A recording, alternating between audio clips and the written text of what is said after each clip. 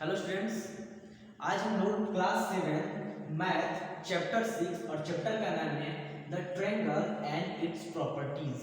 यानी इस चैप्टर में हम लोग ट्रायंगल और उसके प्रॉपर्टीज के बारे में पढ़ेंगे। तो सबसे पहले जान लेते हैं कि व्हाट इज ट्रायंगल। जैसा कि आप लोग पिछले क्लास में पढ़ चुके हैं कि ट्रायंगल क्या है। ट्रायंगल एक ऐसा शेप जिसके 3 साइड होते हैं, 3 वर्टेक्स होते हैं और 3 एंगल होते हैं। ऐसे शेप को ट्रायंगल कहते हैं। जैसे ए बी सी एक ट्रायंगल है, इसमें 3 साइड हैं, side A B, B C और सी ए बी, बी सी और सी ए 3 साइड हैं, 3 एंगल हैं, एंगल बी ए सी यानी ये वाला angle, angle A B C यानी angle B and angle B C A यानी एंगल सी। तो 3 साइड 3 एंगल एंड 3 वर्टेक्स यानी ये शीर्ष इसको बोलते हैं, यानी ए बी सी। ओके, पिछले क्लासों में आप लोगों ने according to side and according to angle 3 तरह के एंगल्स के बारे में पढ़ा होगा। According to side there are 3 types of angle: triangle, equilateral triangle, isosceles triangle and scalene triangle. Equilateral triangle उस ट्रायंगल को कहते हैं जिस ट्रायंगल के ऑल साइड इक्वल होते हैं, उन्हें इक्विलैटरल ट्रायंगल कहते हैं। आइसोसेलेस ट्रायंगल जिस ट्रायंगल के केवल 2 साइड इक्वल होते हैं, यानी जिस ट्रायंगल के केवल 2 साइड इक्वल हो, उन्हें आइसोसेलेस ट्रायंगल कहते हैं, समद्विबाहु त्रिभुज कहते हैं। तीसरा होता है स्केलिन, ऐसा ट्रायंगल जिसके कोई साइड एक दूसरे के इक्वल नहीं होते हैं, उसे स्केलिन ट्रायंगल या विषमबाहु त्रिभुज कहते हैं।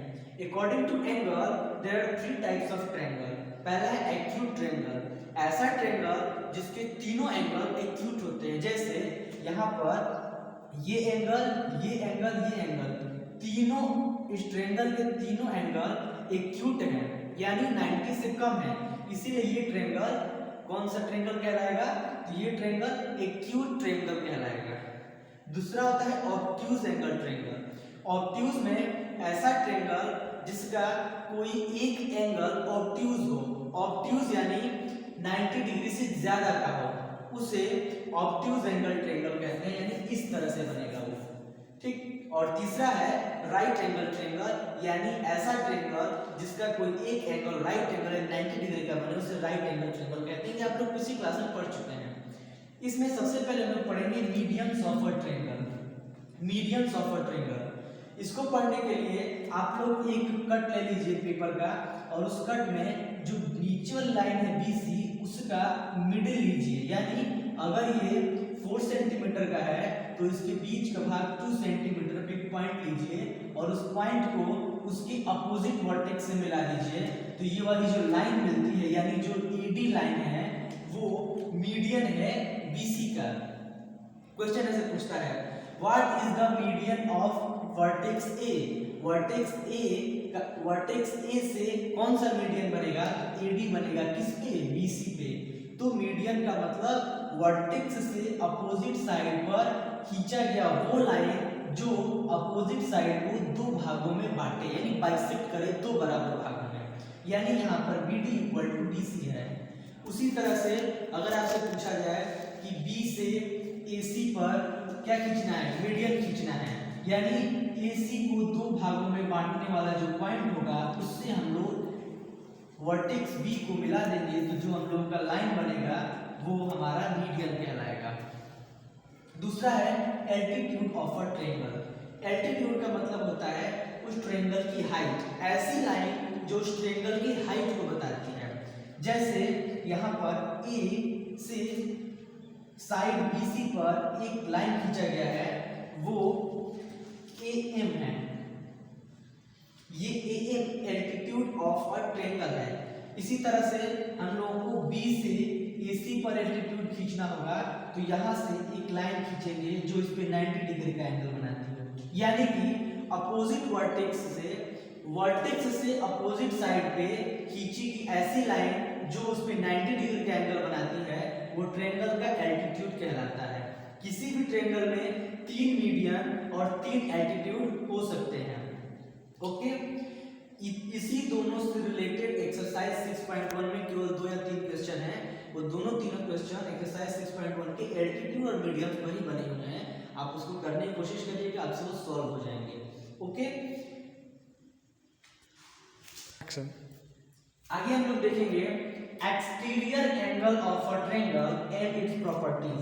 सबसे पहले हम लोग जानेंगे what is the exterior angle. किसी ट्रायंगल का एक्सटीरियर एंगल क्या कहलाता है। इफ अ ट्रायंगल ABC, यदि हम लोग कोई ट्रायंगल ABC लेते हैं और उसके किसी एक साइड यानी C को हम लोग मान लेते हैं, आगे की तरफ बढ़ा देते हैं पॉइंट D तक, तो हमारा ये वाला एंगल बनता है एंगल ACD, ये एक्सटीरियर एंगल कहलाता है। किसी भी ट्रायंगल में किसी भी साइड को अगर आगे की तरफ बढ़ा दिया जाए, अगर यहाँ पर हम इस साइड को आगे बढ़ा देते हैं तो ये जो एंगल बनेगा वो एक्सटीरियर एंगल कहलाता है।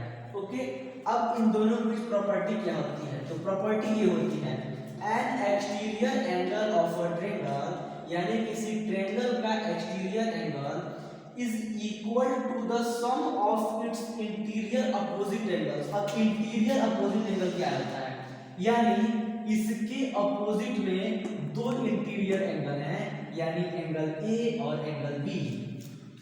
एंगल A और एंगल B इस एक्सटीरियर एंगल के दो अपोजिट एंगल हैं, तो एक्सटीरियर एंगल जो होता है उसका जो माप होता है वो उसके अपोजिट दोनों इंटीरियर एंगल्स के सम के इक्वल होता है, बराबर होता है। तो इस थ्योरी को याद रखिएगा कि किसी भी ट्रायंगल के एक्सटीरियर एंगल का मीजर, यानी लिखेंगे measure of angle ACD equal होता है measure of angle A plus measure of angle B।